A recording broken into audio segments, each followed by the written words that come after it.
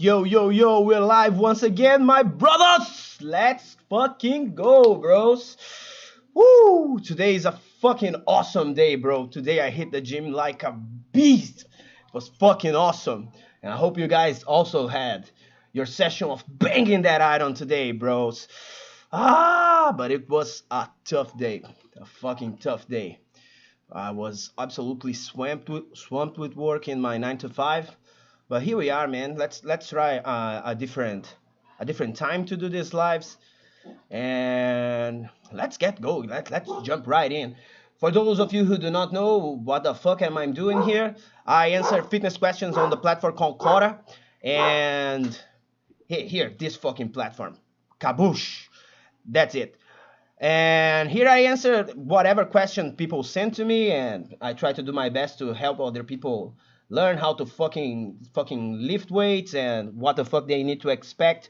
And I teach some basic concepts and shit. So if you want to post a question, just come here and go in question. Go to mrpotato.quora.com, Quora like this, and click here, click in questions and ask whatever fucking question you want, and the question will be posted to me and I will pick it up and just answer it.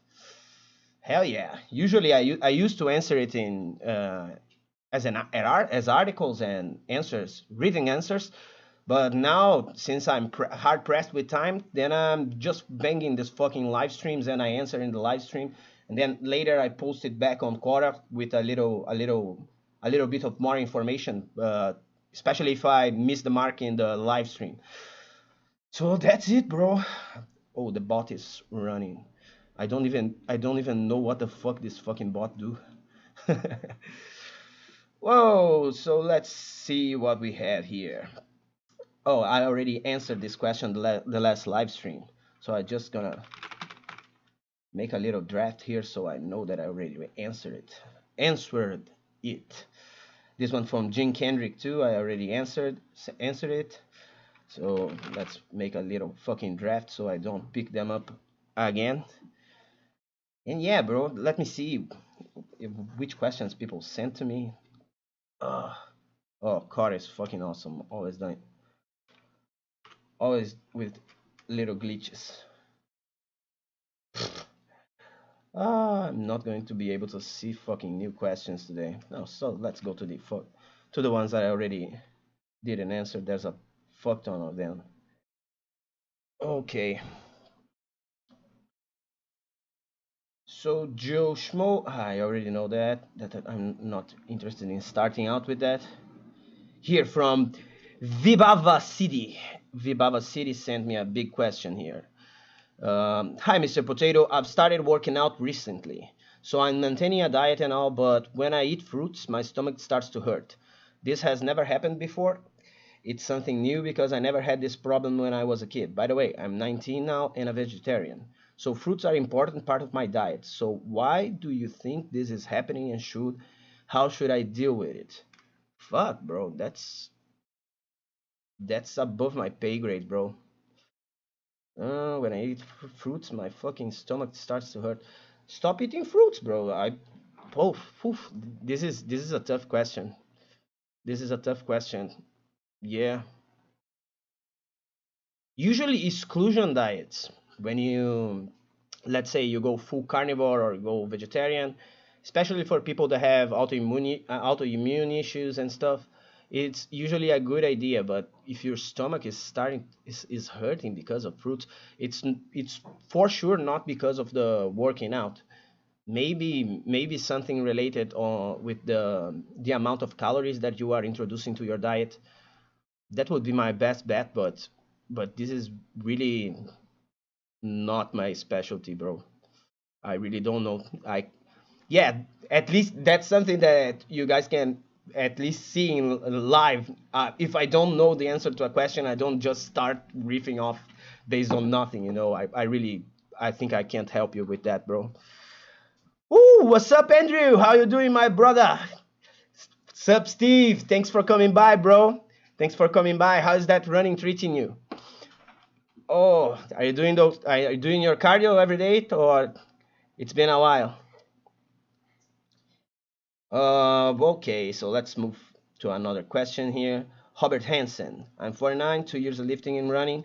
Been taking creatine. I already answered this one. Oh, chips. Clunky start to this fucking live stream, bros. Clunky fucking start.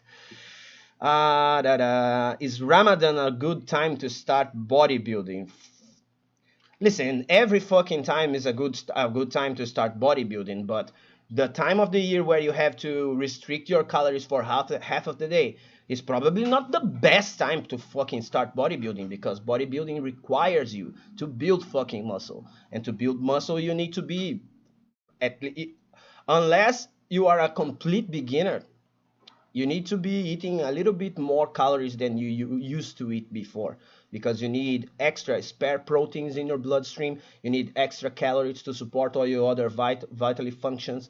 So Ramadan is probably not the best time, but hey, anytime is game, bro. Anytime is fucking game. Woo! Yo, Steve, bro. Every time is a good time to fucking start. That's the way to go, baby. Get back to it as soon as you can, and there's nothing. Oh fuck, brain fart. there's nothing that can. There's nothing stopping you besides you. Yeah, that's what I was trying to shoot for. Fuck yeah, bro. Goku MUI. Hype Mr. Potato, how's the channel doing? Can't wait for more epic videos. Yo, bro, it's going way slower than I expected, but that progressive overload, baby, I'm going to keep banging until this shit starts flying, you know? If it never starts flying, fuck it. Fuck it. I will keep doing it because I know there's at least my fucking loyal brothers like Steve, Andrew, and all these dudes are always coming here and helping me out. So I'll do it for them if nobody else is interested, you know. So, and I have a question. Nowadays, everyone is focused on progressive overload. Yeah, progressive overload is pretty important, bro. With weight sets or reps. But if, for example, I do the same reps and sets and weights for pull-ups, but every time my form is better and I'm doing complete strict pull-ups a month from now, but with the same reps and sets, can I progress like that? Fuck yeah, bro.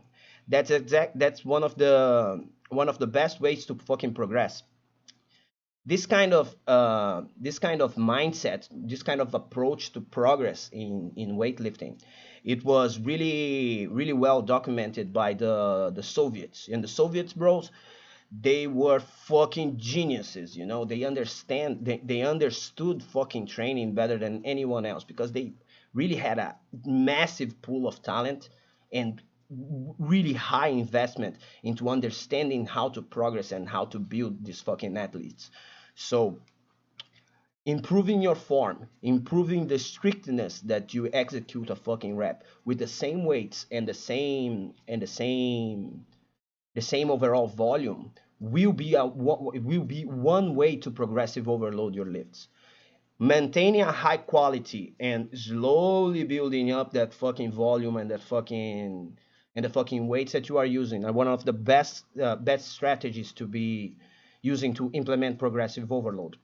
This concept is called by one fitness expert called Pavel Tsatsoulinis. He calls it step loading.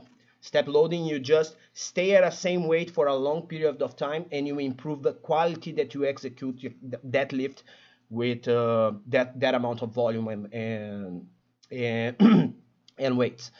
And what that provides you is the opportunity to, when you decide to move up in weights or decide to increase the number of sets or reps, you can do bigger jumps. But this is a slow approach. It's not the fastest approach to progress. So if you are aiming at having more longevity and emphasizing not getting banged up so you can perform outside of the gym too, that's a great strategy. If your goal is to just get as fucking massive as you can, I would recommend that you implement a more standard accumulation phase where you ramp up sets and reps pretty fast throughout the weeks, deload, and then start ramping it all up back again. Or some wave loading strategies where you will use, let's say, 70% of your one rep maxing for the first week, 80%, 90%, 100%, deload, restart all over again, test your max at the end of the mesocycle, and then you will be making steady progress throughout. The old American team used to use only wave loading. The American team that smashed a fuck ton of records in powerlifting in the 1980s. Kirk Kowalski, Ed Cohen, all those guys, they essentially just run a wave loading cycle and just kept restarting until they become fucking strong as shit, bro. So there you go, bro. There's a lot of information there for you to use. Pick whatever poison you prefer and just fucking make sure that you bang that iron, Kakaroto. That's it, Goku. Thank you for the question, bro. Let's see what the fucking chat. What's up, Aaron? How you doing, bro? Thanks for coming back, bro. You are steadily coming to all my fucking live streams, and I'm flattered as fuck, bro. How would you define intensity? Some people. This question is for Aaron from the chat. How would you define intensity? Some people say it's proximity to failure. Others say it's the amount of weight you are lifting. I'm in the former camp. Whew. That's pretty much a question of semantics. I guess it depends on your goals. Okay, let's say if you are emphasizing building muscle, you're emphasizing hypertrophy, you will have your sets that you are trying to focus on myofibular hypertrophy, and for those sets I will call intensity exactly what you said, the fucking weight that is on the bar. But if you are trying to emphasize all other types of hypertrophy like sarcoplasmic hypertrophy, then I think it's interesting to say like intensity, special intensity techniques are usually referred to special metabolic techniques like drop sets, like myo reps, like supersets and stuff, things that will generate a higher metabolic stress to the muscle. So I guess intensity, I would say it's related to which adaptation you are trying to achieve. So let's say you are trying to become more powerful in the clean and jerk and the snatch. I think intensity will be the force, the your ability to produce force with velocity. If you just become more statically strong. Oh fuck. No, that doesn't make sense. Yeah, intensity weights when you are trying to go for an adaptation that is more related to strength and power than measurable performance metrics, and something like for hypertrophy, I think volume is a great measurement of intensity. I guess that's it, bro. I guess it depends on the fucking what's the fucking target. Whoa, that was intense. I'm tired as shit. I worked all day today, but I managed to hit my fucking bench press Monday, bro. And then it was like a surge of fucking energy in me, bro. You guys gotta be banging that iron too, bro. It's insane how you feel afterwards. So another question here for Chris Alexander, and I'm doing this on the fly. I don't even know the question before I read it, so the odds of me just saying, "Oh fuck, I can't answer this," are pretty high. But let's see what happens. What's up, Bob? How you doing, bro? Let's see. I will just finish this question and then I'll read what you just posted here. Let me just tackle Chris Alexander question here. What is your actual definition of success? Holy fuck, bro. Everyone sees success differently, so the first stop on your roadmap is to define it in one sentence. Okay. Success. Man, like, to me, success is when everything around you is positive. You know? When you tailor your actions to improve upon your body, improve upon your emotions, improve upon your social relationships, improve upon your professional life, and when all those things are treading in a positive direction, and what other people send your way are on the net balance of things positive, that's the definition of success. Most of your interactions become a positive interaction. That's what success means to me. And I hope that's enough to. That's not one sentence, but fuck it. Uh, one true definition of success for yourself. Make it realistic though. Is success in achieving everything you ever wanted? Is it working in your dream job? Is it creating your perfect life and having more time for what matters? I guess eh, all that you said. Well, I already answered the question, but everything you just said sounds like a great plan to me. If that's what you're shooting for, bro, go for it. Um, yeah, working with something that you really like making money answering fitness questions is fucking gnarly to me. It's fucking surreal. I fucking absolutely love it. If I manage to make a living doing this, I can even earn less than what I earn with my 9 to 5. I would be absolutely stoked by it. So I wouldn't, it wouldn't be a burden at all. I think that's awesome, but that's just professional success. There's all other aspects of life, like your mental health, your social relationships. That's a part of success too. If you put all your eggs in one basket, eventually life will bite you in the butt. There's one guy that always says you can't live a fucking reactive life, you know. And I live by this. I try to act. I try to go towards the best things that I can go towards for my life, for other people, than the people that are around me. Yeah, that's it, bro. That's an intense question, bro. Thanks for asking it. And let's see what Bob had said here on the chat. Whoa, hello, Potato Man. In case of having to take time off from the gym, no exercise possible. How many grams of protein per pound to maintain? Is a surplus recommended or maintenance? Listen, I usually follow the same exact diet when I'm training and when I'm not training.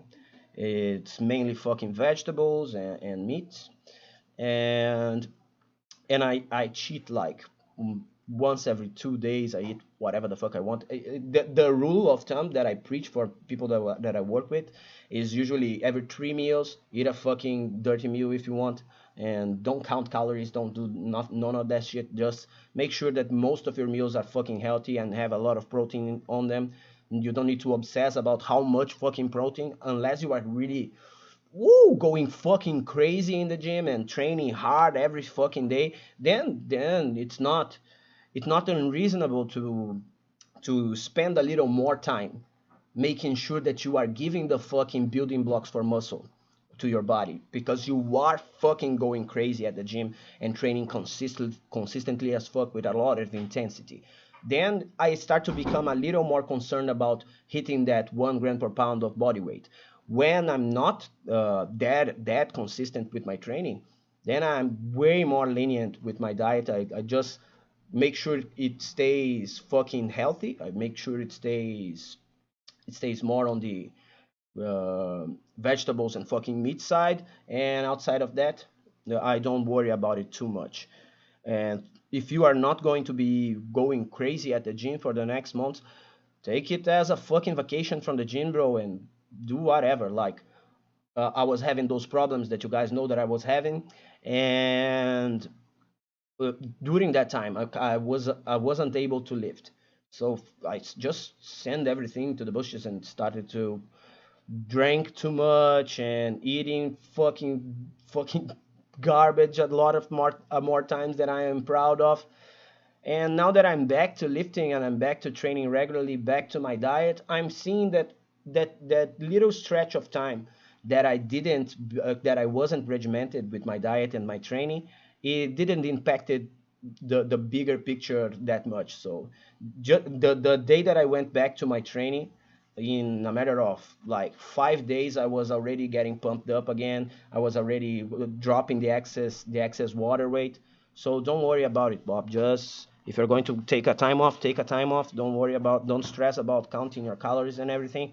But just make sure that you go back to the gym and go back to lifting, go back to your training, and your progress you will be back to where you left things off pretty quickly. And then it's time to make more gains, baby. That's it. Whew. Whoa, whoa, whoa. I feel like I'm going fast today, faster than I usually go. And how are you guys doing, bros? Tell me, did you lift today? Did you bang that iron, bros? How are things going on that side? Let me see the answer here for Andy Phillips. Whoa, bartender. Yeah, this is my kind of people. Hey, Mr. Potato, thanks for the info. I dig your knowledge. Hell yeah, bro. I'm a 65-year-old male, pretty strong after death grip COVID. Holy shit. I have severe degenerative, I guess he means degenerative disc disease on L5, L4, and S1. Ooh, that's fucking sucks, bro. I work out 3 times per week and all body parts with machines. Any advice from you would be appreciated. Bro, you are already doing the right thing, Andy. Like, if you have a really, really gnarly, screwed up back, my first insight for you would be, what can you do to correct that shit? What can you do to improve the health of your back? There are things you can do. You can use exercises like the reverse hyperextensions that can decompress your back and reinforce the musculature that are around the fucking discs, and maybe potentially allow for blood to enter in the middle of the discs and heal all the damage that is there.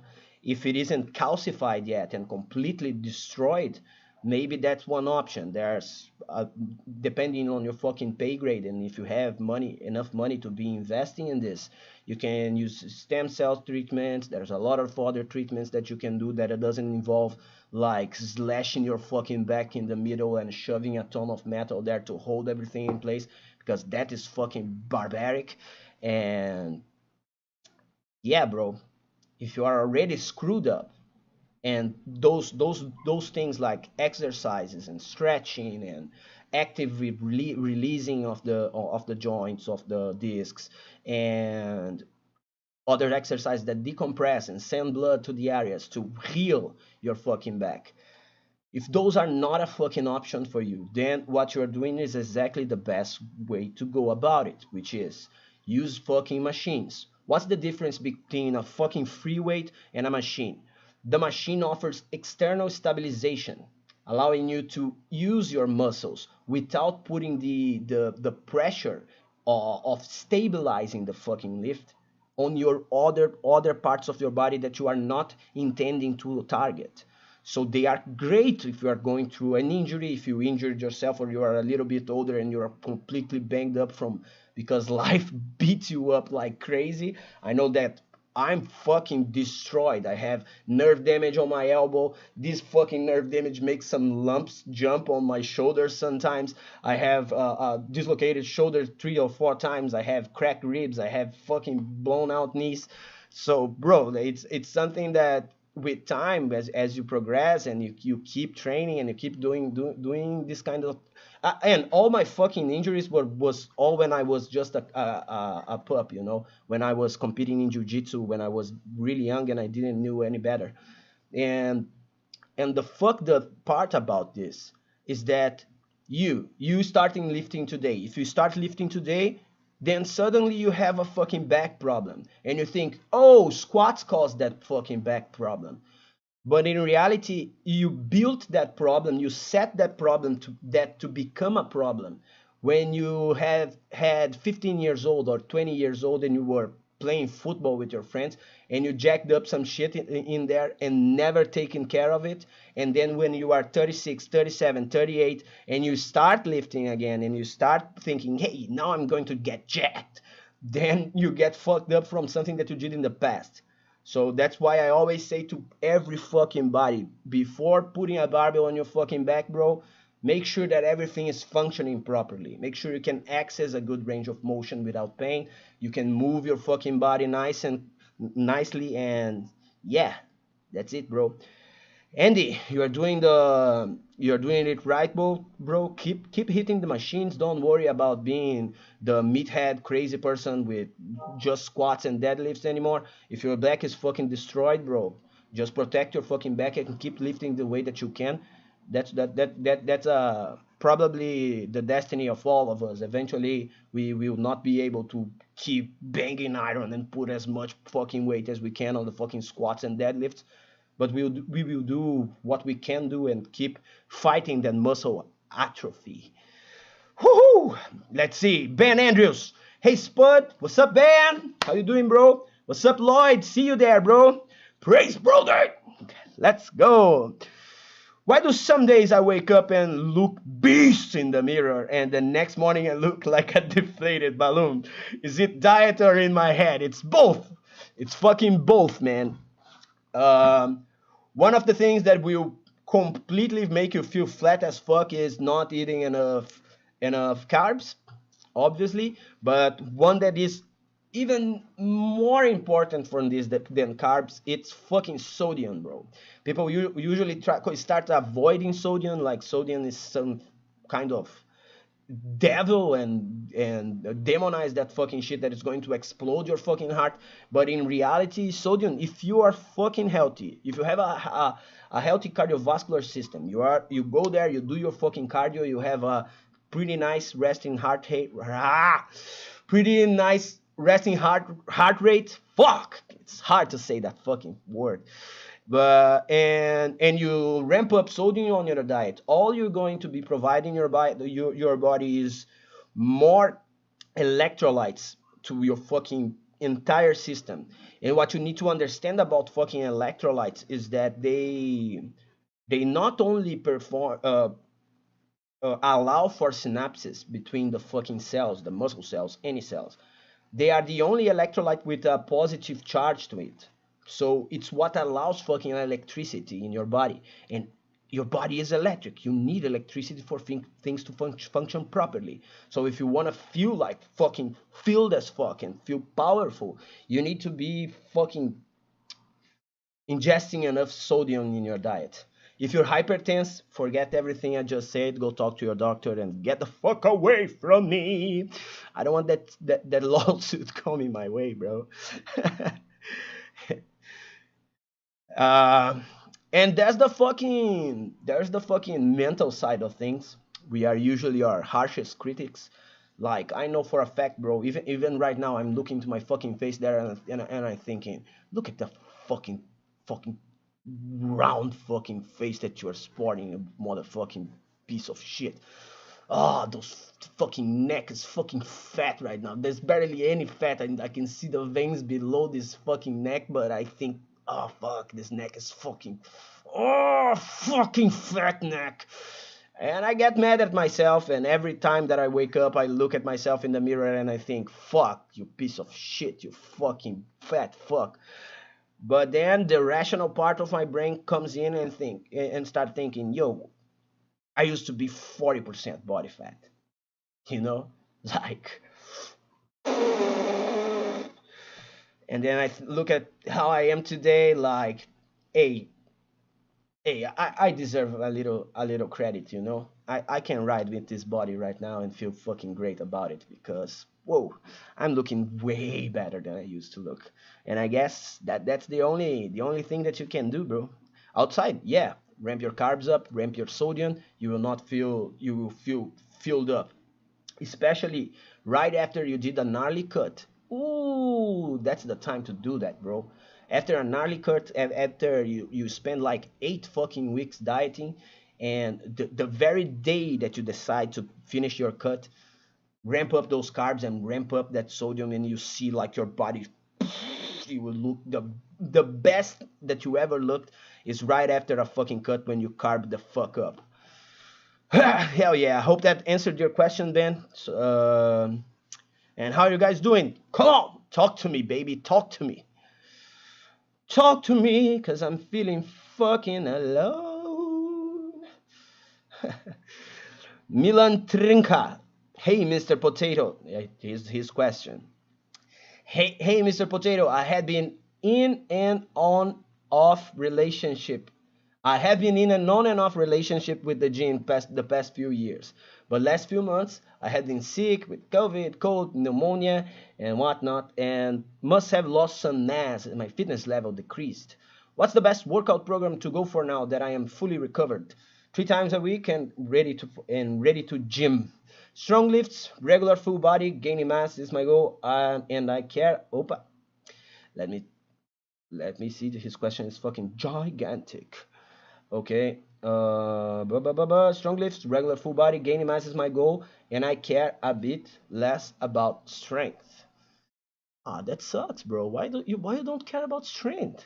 You need to get stronger, bro.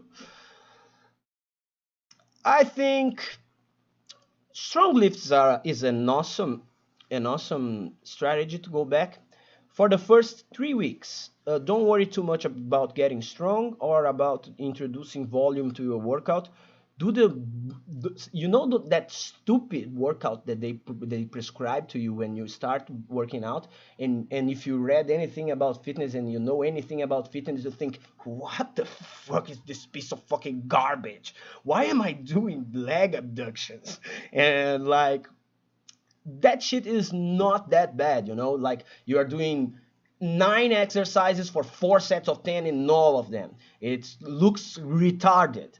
But when you are just coming back, if you pick that fucking myriad of exercises, you work with like 50% of what you can do in terms of intensity, and you just go there and hit those fucking movements, you will accelerate the process of making your body accustomed to the metabolic stress of lifting in general. You will feel sore as fuck in the first 2 weeks, and then you are not going to feel soreness anymore in basically every fucking part of your body, because those stupid programs usually target every single muscle with a specific, very specific exercise. So that's a good way to go about it when you are just coming back. And after you pass that phase where anything causes disruption in your muscles, then strong lifts is a fucking awesome option if you care more about strength. If you want to gain mass, use strong lifts too. You use a basic template that emphasizes the big four, that emphasizes squat, bench, and deadlifts, and overhead presses, barbell rows, and pull-ups. Oh, this is the big six. And but throw more volume on top of it, because these programs like strong lifts, like starting strength, they are designed using a program by Coach Bill Starr from the 80s or 70s, that was designed for football players. You understand it? The thing is, they put them to the programs put them doing squat, bench, and deadlifts 3 times a week, only 3 times a week, and only these fucking lifts. Why? Because the fucking football player is going to play football and have practices and have all the other shit that they need to do. Okay, so this is not optimal for all the volume. If you add more volume to a program like this, you are not going to like somehow burst into flames. No, strong lifts have low volume, a really fucking low volume. You can throw biceps curls on top of it, you can throw lateral raises, you can throw a fuck ton of shit. You can do a lot more work for if hypertrophy is your goal, using strong lifts or starting strengths at the base template of a fucking training.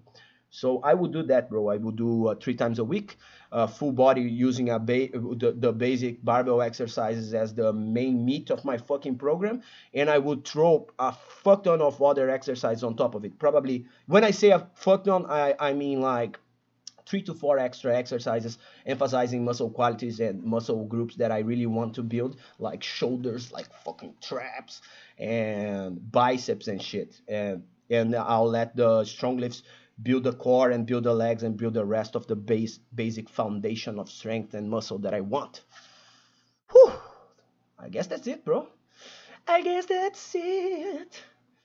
Let's go back to the fucking questions and let's see what Bob has to say. I was done with questions, but I just wondered what can be proactively done to avoid spinal injury from lifting. What is the most important deadlift form modification to avoid injury? Okay, you need to know how to brace. That's the most important thing that you need to understand, is how to brace. And bracing is about using your diaphragm to generate compression inside of your core. But imagine your fucking lungs. Your lungs are two giant balloons of air. You need to fill them up as much as you can, and then you need to force your diaphragm to contract and expand that shit even more. And when it is fully expanded, it will generate a ton of compression, allowing for the way that the force travels through your body from the top of your spine to the ground to be, imagine like a signal, to have less static on the signal. It travels in a smoother way. And that's probably the most important thing for you to protect yourself from spinal injury lifting with heavy lifts that have a strong axial loading component to the lift, like squats, deadlifts, and overhead presses primarily. Oh, barbell rows too. Is to learn how to fucking brace and get your core as tight as fucking possible. That's the numero uno. That's the number one thing you need to be doing for sure, bro. And in particular for the deadlift, let's just to give it a little spin, because bracing, I feel like you guys probably heard about bracing in every single other fucking video of talking about this kind of stuff.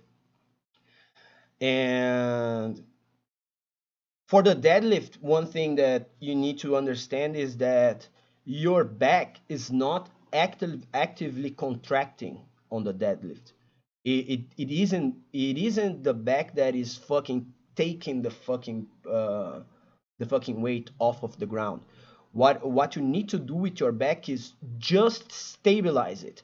Just keep your back as tight as possible, your arms as extended as possible, so your biceps doesn't get involved in the lift. Because if it gets involved and you get strong eventually, and your forms is you are always bending your fucking elbows when you are deadlifting, you will fucking tear a biceps this quick. And keep your fucking upper body as tight as possible. Feel the muscles contract. Like, get inside of your head and feel the muscles contract. When you feel that everything is tight as shit, your core, your back, your fucking shoulders are your fucking shoulder blades are stacked and contracted, and then you just use your legs. Focus on just using your legs to move the world away from you. It's the legs that lift the weight in the deadlift. So that's a good thing to be thinking about before deadlifting. Upper body just tight. The upper body doesn't do anything else but stabilizes the lift, and the legs are the way to go. It's the legs that you want to feel contracting and pushing the world away. Like, imagine the floor is your leg press, is the plate on the leg press, and extend, bro. That's the way to go about deadlifts, in my books at least. I will probably start when I finally find a way to set up the camera here and film my fucking workouts. I will be more. I will start to be giving these cues in a more in a better way, in a way that I can show what the fuck I mean when I say these things. Let's see what Aaron has to say here. I would say dialing in techniques the best way to avoid injury from the deadlift or any lift. Hell yeah, that's it, bro. Technique, technique, technique. It's always technique. And bracing is a fucking technique. It's more of a breathing technique than anything else. But yeah, that's the way, bro. That's the way. Focus on your technique. Don't be too eager to be putting more weight on the bar. You need to feel that you are in complete control of the lift that you are executing, and you need to feel powerful when you execute it. Like, when you are doing a fucking deadlift and it's a meat grinder and you do you feel powerful when you finish that? I know I don't feel it. So in my training, if I'm fucking in a platform to like in a fucking powerlifting meet, I'm going to do the ugliest, grindiest hap that I fucking can to put my total up.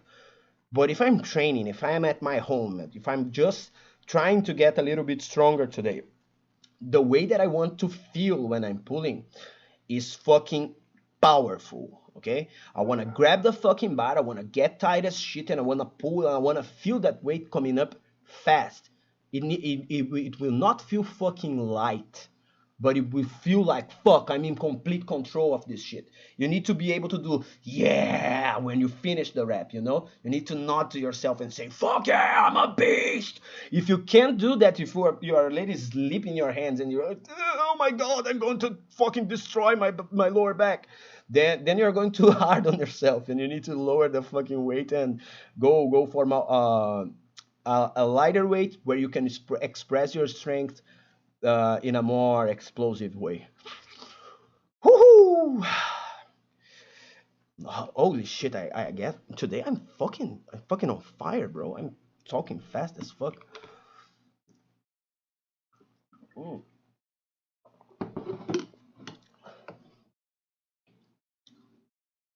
Deadlifts bulletproofed my back. Hell yeah! I think deadlifts bulletproofed my back too. Yeah, I got injured. I got injured doing low bar fucking squats, and then I ditched that shit forever. But deadlifts never gave me any problems. It's not much, but I'm up to 325 for three sets of eight. Oh, that's fucking good, bro. That's fucking good. 405 is close. Hell yeah, bro. Listen, it's something that I always say. Online, everybody that pulls 500, 600. When it's a fitness influencer, I understand it, okay? The dude is fucking lives this shit. But these casuals saying, I fucking deadlift 440, I fucking deadlift 500. Listen, I only saw a couple handful of people that can fucking deadlift 200 kilos, you know? Really not that common outside of the powerlifting community. And all of them, every single one of the dudes that fucking deadlifted for 200 kilos, 440 pounds, they looked awesome. So if you fucking manage to fucking deadlift 405, bro, that's way more. It's more than enough to build a fucking strong back, a back that is fucking strong and look awesome. So that's a great goal to shoot for, and feel proud of your fucking self, bro. But because I don't see a lot of people deadlifting at this level. Whoo! Oh, let's go, bro. Let's see what else we have here. We have a guy named Big Jake. So, damn, that's a fucking cool name, bro. So I need to answer this. Let's see. What's the best way to get rid of lower front belly fat at 61? I keep running and lifting weights and rowing regularly and have some definition in the upper abs, but the lower hanging fruit doesn't want to go away. Whoo, I've been there, bro. I am there. I am there right now. And I managed to fucking get rid of that shit one time, and right now I'm fucking there. And I have a big bummer of an answer for you, Big Jake. Time, bro. It's time. You need to give it fucking time. You need to diet slow as fuck to get rid of that. And it's one of the only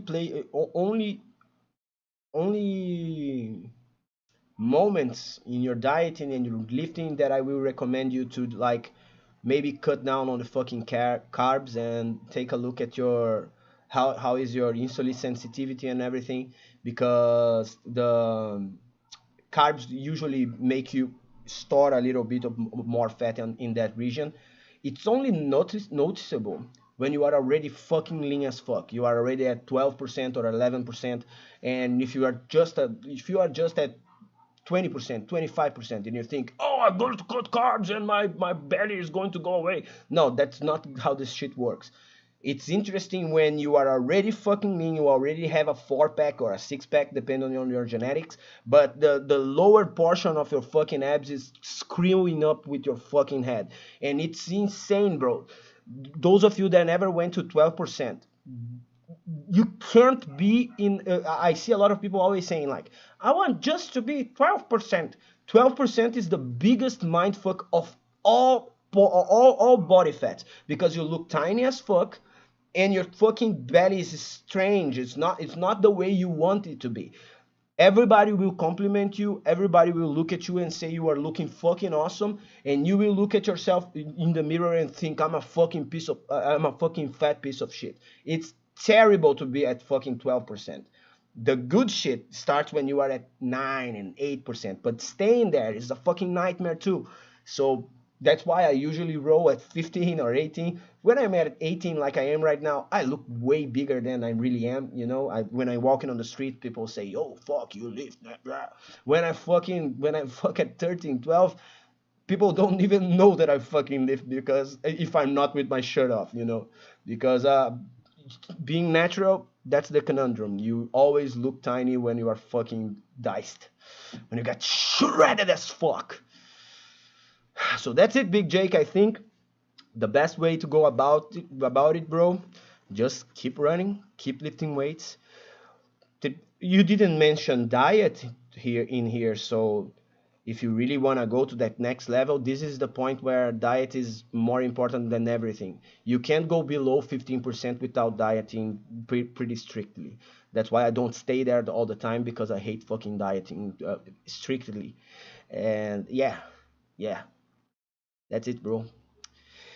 That's fucking it. Let's see what else we have here. Almighty Ig! How you doing, bro?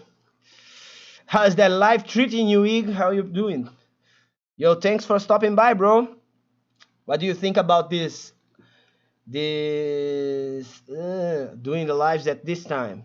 I think I'm going to do at least once or twice a week, because I get a little bit of problems talking too loudly, because there's a after 10 p.m. I can't be shouting like a crazy person here, or my fucking the other people that live in the building are going to get fucking mad at me. So a little bit less crazy than the lives I do in the afternoon, but yo, we still bring that fucking energy. So let's see the question from Yonathan Ylde Yeager. I don't know if I pronounced it correctly, but hopefully yes. Hypothetically, magic is involved. I like this kind of thought experiments. If our muscles durability and was if our muscles durability was artificially increased, would the muscle be immediately be able to lift more weight? No, no, because conjuring your fucking motor unit is not.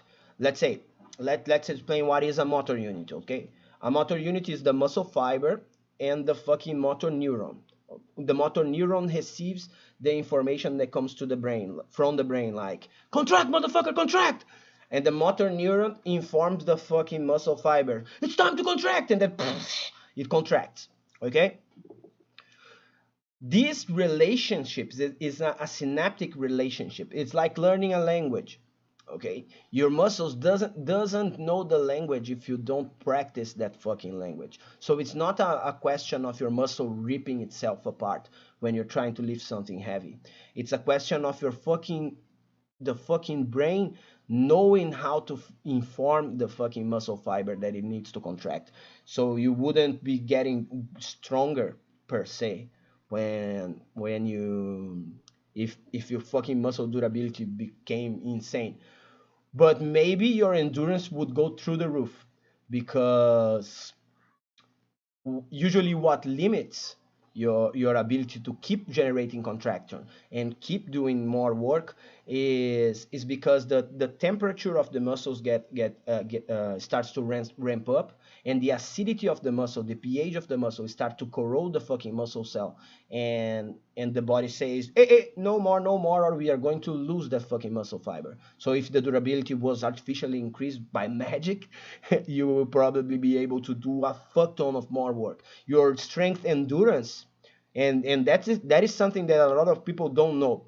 Like squats, deadlifts, and all that shit. It's great for sports, especially ball sports, sport where you need to fucking run, sports that have a lot of contact like football. Okay, it's great because it's going to protect your body, build a lot of strength on the lower body. But for other sports, fucking sports that require you to grip fucking things, then if you have a fucking strong biceps and a gnarly grip, you will have way more ability to grab someone by the collar and wrestle it around. You know, it's not just about fucking legs. You know, I forgot the point I was going to make, but let's move forward, man. Let's move forward. Make the muscle speak the language of muscle. Law. Yeah, that's it, bro. That's it. Yeah, and it's a fucking language. It's a synaptic relationship, you know. Your body needs to learn how to fucking use the muscle that it already has. It's that same thing that I always say on my articles.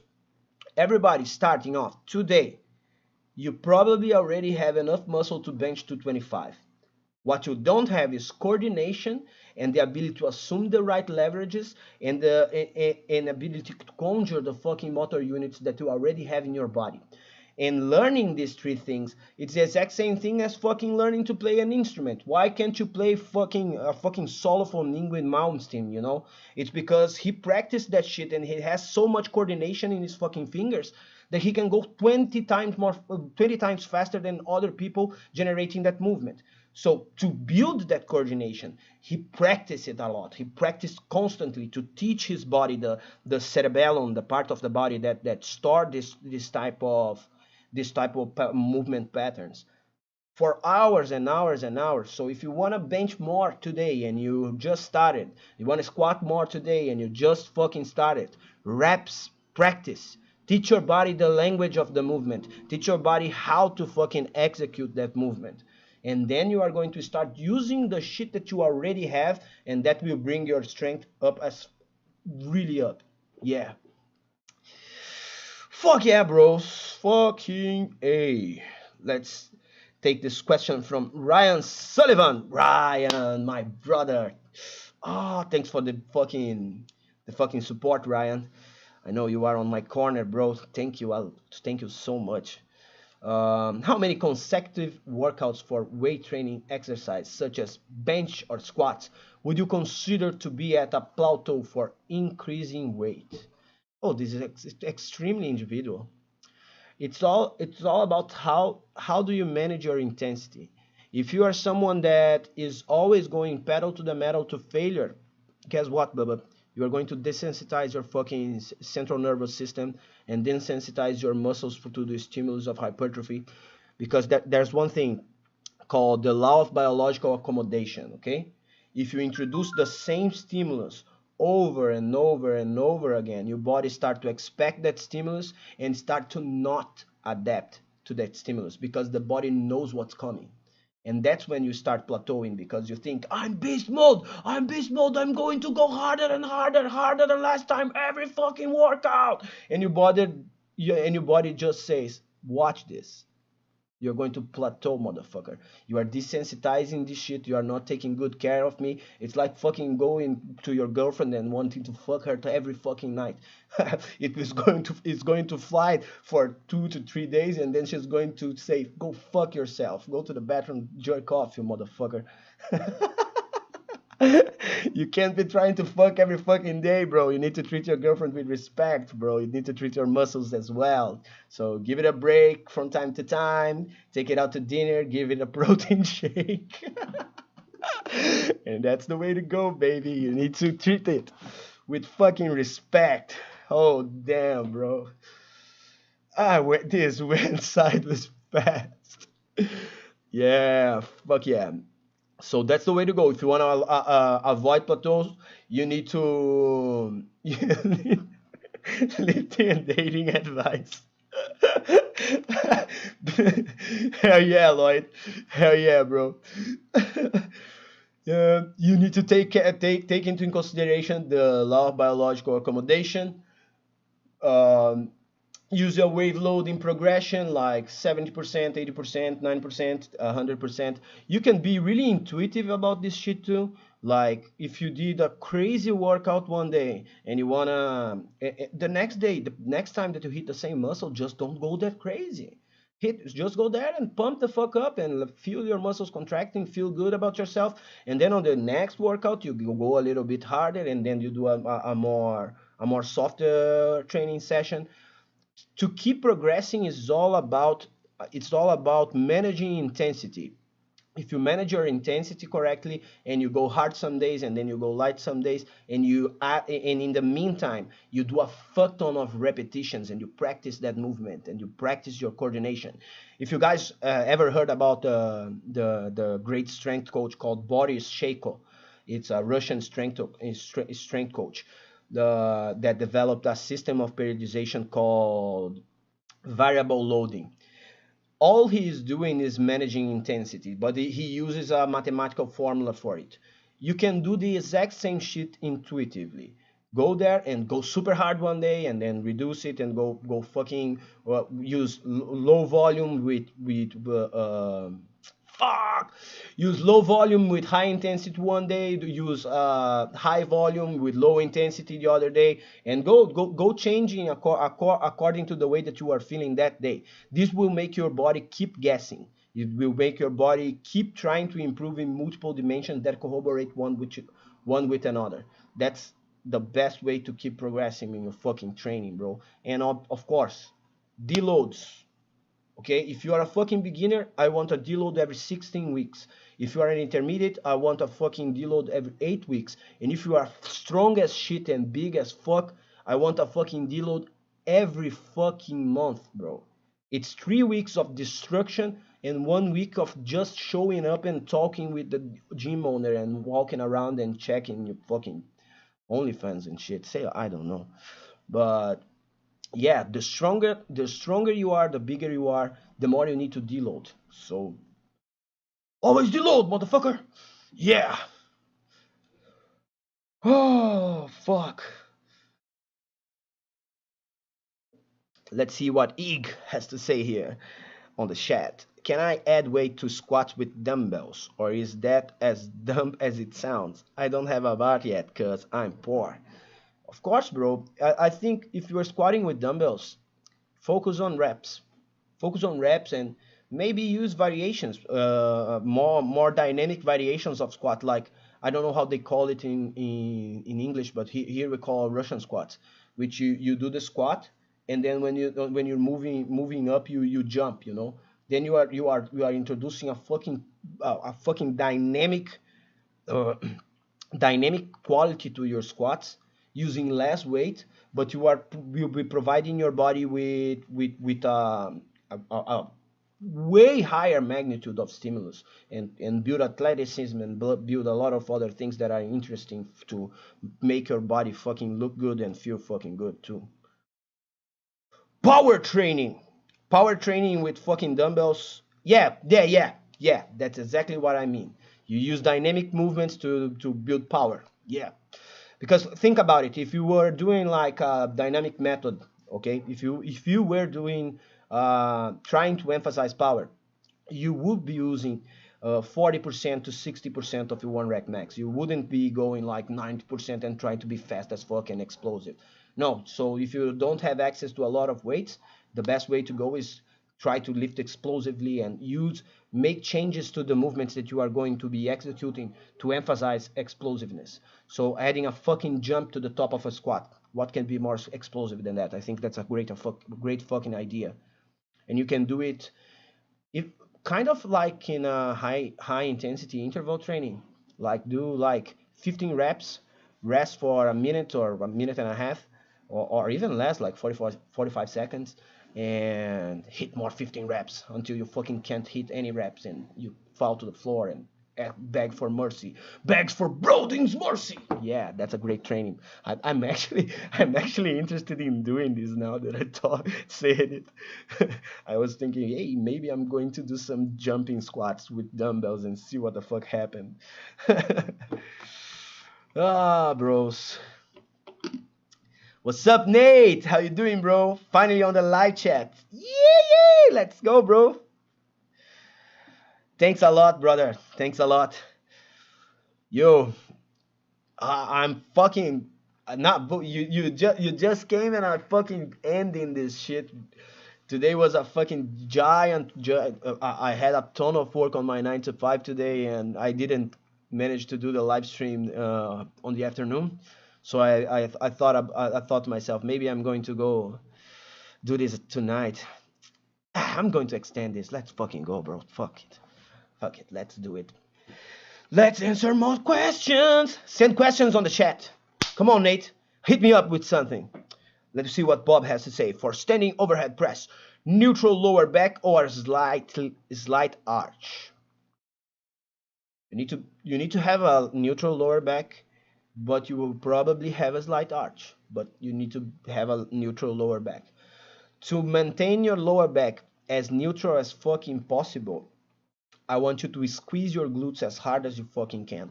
When you are squeezing your glutes like crazy, your pelvis can't assume a position that it's harder for your pelvis to fucking assume a position that compromises your lower back. So when you are fucking doing overhead presses, standing overhead presses in particular, squeeze your glutes as hard as you can. And if you're having problems with stability, use a split stance. There's no reason why you shouldn't be using a split stance like in an athletic position, like a 3-point stance, but just put one foot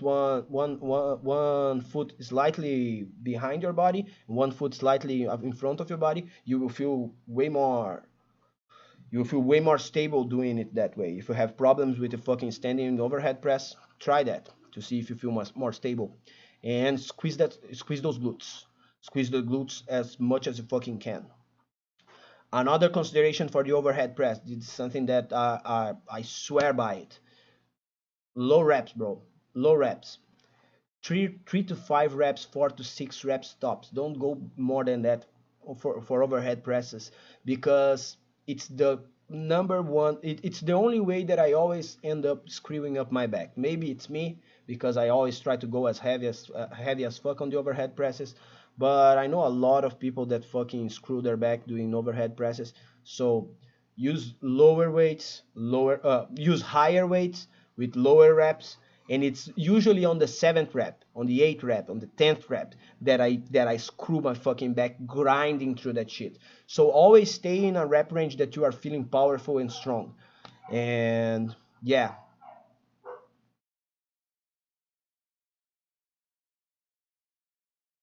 I have a let's see what Bob said.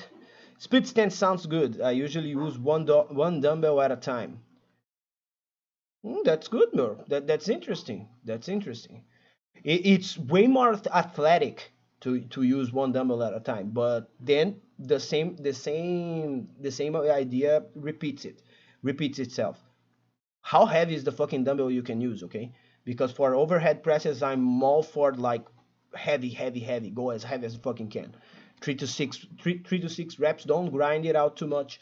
And if you wanna grind it out, then introduce fucking a mechanical drop set by using leg drive. Like the push press, where you use your legs to generate momentum and move the fucking portion, the first portion of the lift faster. So start with standing overhead presses and do your fucking 4 to 6 reps with heavy weights, and then switch to the start using the leg drive from the 4th or 6th rep, and go to 10. And that will make you be able to do way more volume. And for hypertrophy, if that's the goal, I want the biggest fucking delts that I fucking can. For hypertrophy, studies shows that the eccentric portion, the portion where you are lowering the weights, are more stimulating for hypertrophy either way. So the fact that you went through the concentric portion and can extend in your arms way faster because you used your leg drive is probably not impacting your hypertrophy too much, because it's in the eccentric portion that your muscles are going to grow like crazy. Whew, let's see what Lloyd has to say. Potato, I have a hard time feeling my side delts with lateral raises. Is there an exercise that can improve mind-muscle connection? Let me think, bro. Side delts. I think to improve your mind-muscle connection on the side delts, I think you are going to be hard pressed to explore some bodybuilding posing. Learn how to fucking pose like a bodybuilder. Because to hit the side delts, you need to be able to fucking expand and do the lat spread, you know. It's the way that I feel my fucking side outs and I feel it contracting. Yeah, I'm always doing kind of a lat spread while I'm doing it too, you know. And I think you need to be practicing your posing and your ability to contract your muscle on command, you know, like I'm doing right now, like choof, like just contract the fucking muscle. And to do that, you need to be practicing posing like a fucking bodybuilder. And studies shows that if the muscles that you build this relationship, that you can contract on command, that you have the coordination to contract on command, they have a higher propensity for hypertrophy. Because think about it. Remember what we talked about just a couple seconds ago about the motor unit being like the muscle fiber and the fucking motor neuron. This motor neuron, it is responsible for every communication with the fucking brain. So communications like, yo, we need more amino acids, we need more anything. Everything is controlled by the brain. So building this coordination only makes sense in my mind. And there are studies that always say what I'm about to say, but it's still not like a set in stone concept, but only makes sense to me that if you have better coordination, enough coordination to contract the muscle on command, that this communication with the brain that will tell the brain what the muscle needs and how the muscle should be contracting and everything will be improved. So makes sense to me that hypertrophy and strength gains happen faster when you have this ability to fucking contract your muscle. So practicing posing like a fucking bodybuilder looks like a great idea to me, and I fucking love flexing. So I don't feel stupid about it because I train on my fucking living room. So every time I hit a fucking bicep curl, I look myself in the mirror and fuck it, yeah, let's go. And yeah, I fucking love bodybuilding. I know that other people might think, he's so vain, he's retarded, but nah, I fucking love hitting poses and everything. I think you look way better when you learn how to pose. You look way better than when you are walking around all mangled up and shit. So yeah, let's go for the next question from Nate. I got one for you. Recovery time between muscle groups. Ooh. This live is going to be significantly extended now. Because I can't stop talking about this kind of stuff.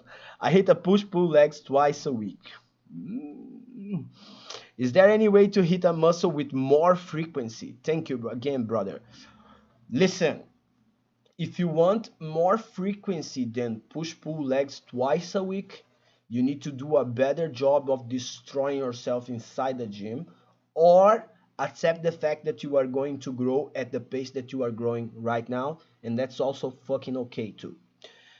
Um, I subscribe to high intensity training myself, so sometimes, let's say I'm fucking focused on running because I fucking love running.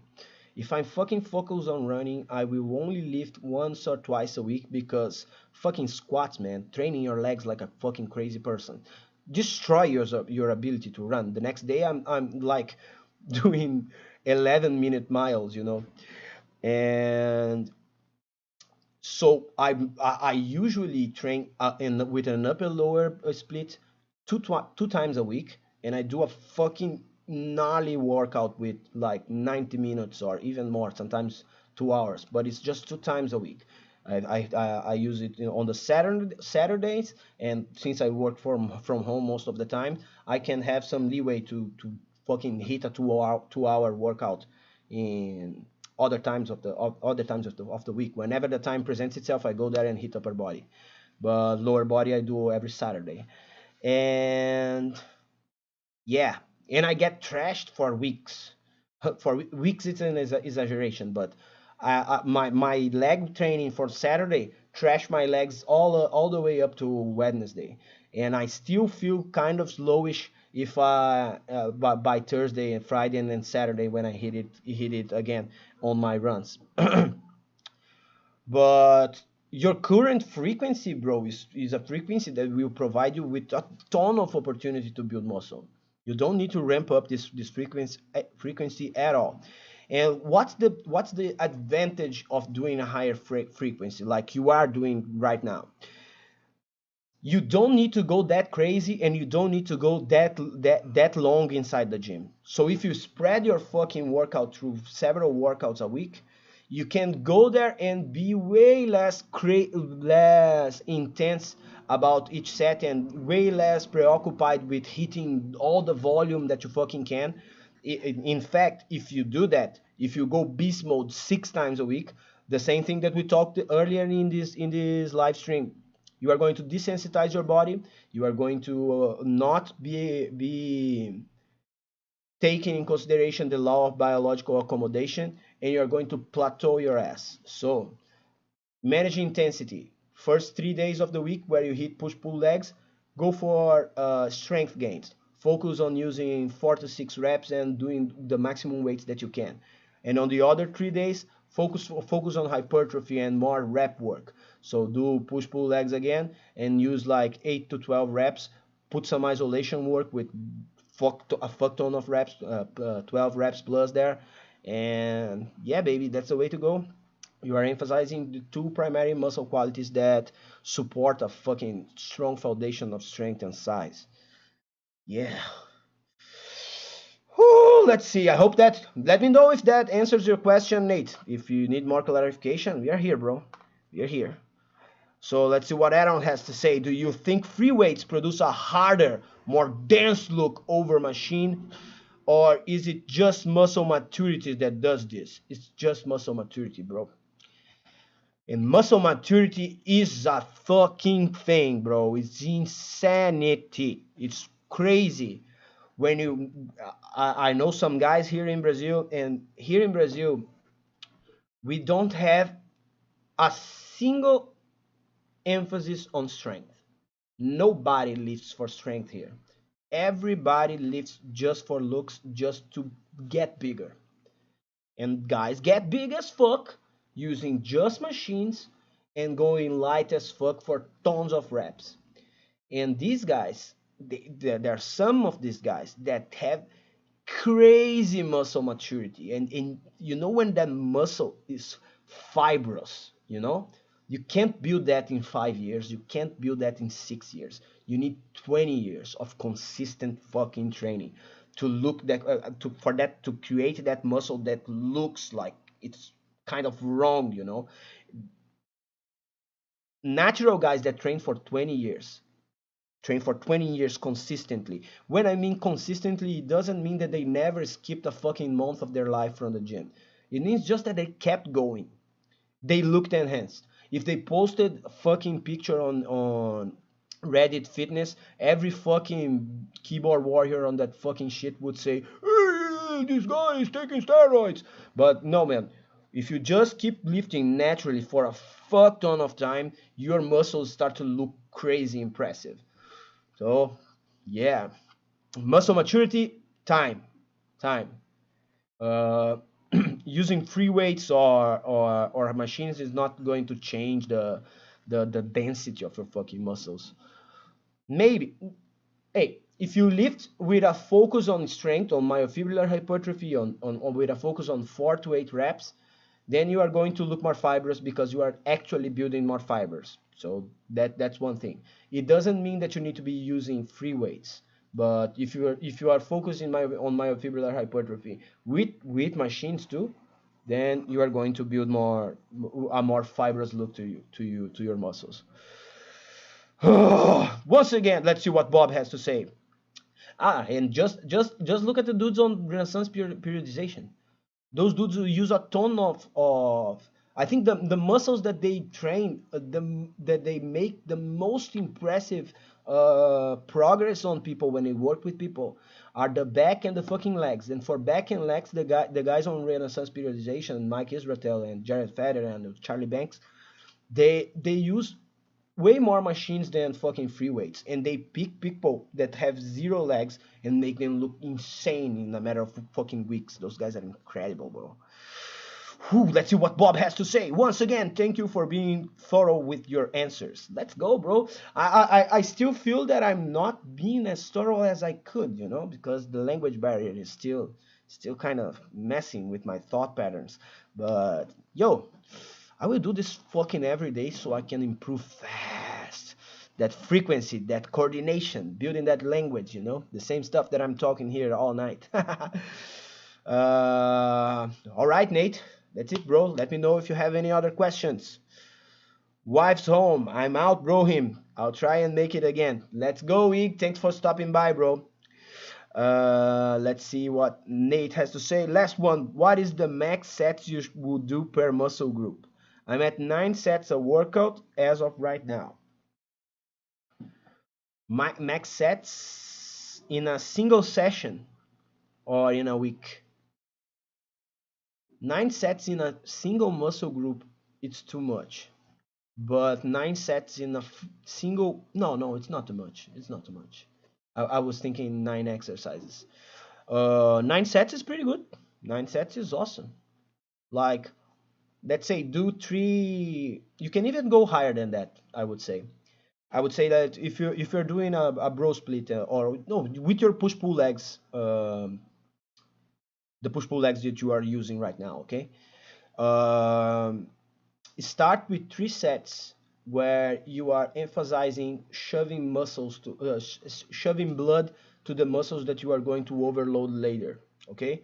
So these 3 sets can be supersets, can be circuits where you hit 2 or 3 exercises. Let's say if you are going to do heavy barbell rows as your main back builder on your pull day, so hit some fucking curls, easy curls with like 30%, something that you just feel your fucking biceps pump, getting a good pump. Do some lat pull downs. Do something that will just send seated cable rolls. Seated cable rolls are gnarly for this, and just fucking make sure that you are sending a lot of blood to the areas that you are going to overload, and then go for the barbell rolls. Those five fucking sets of barbell rolls. Take a lot of time between sets, rest a lot, like rest 3 to 5 minutes, even more, if that can make you feel better when you are hitting, can make you hit your barbell rolls heavier. And then to finish the workout, pick an exercise that you would like, dumbbell rows, and go for as many reps as you can for 3 sets. That's a that's the my favorite back day is exactly what I just say to you. 3 activation sets, 5 overloading sets, and 3 finishers. You can do the same thing for every other muscle group, 11 sets for each workout, and this is gnarly, bro. I bet if you follow this recipe, you will not be going to the gym 6 times a week, because you will need more time recovering and pay more attention to your fucking nutrition, because this is a gnarly way to train 3 times a week and progress like crazy. Whoo, bros. Yeah, now the fucking battery is running fucking low. Please go to the Iron Temple of Almighty Broding tomorrow and bang some fucking iron for me. You can rest assured that I'm going to do that tomorrow for sure. Tomorrow I'm going to be hitting some fucking squats. High bar squats, I'm not going to be going that heavy because I'm just coming back to the fucking grind. And I'm going to do some high bar squats with a pause on the bottom, open up my fucking hip sockets, open up, get my fucking technique back to where it was before I had that little setback in every fucking aspect of my life. and, and yeah, I'm going to hit some fucking squats, some pull-ups, some overhead presses, maybe some dumbbell rows. I don't know. I'll see how I feel tomorrow. And tomorrow, 1 p.m. Eastern Standard Time. I'm going to be doing another live stream here. If you guys have time to stop by, just say hi. Come by, come by. Okay? Peace. Have a good night. And sleep, motherfucker.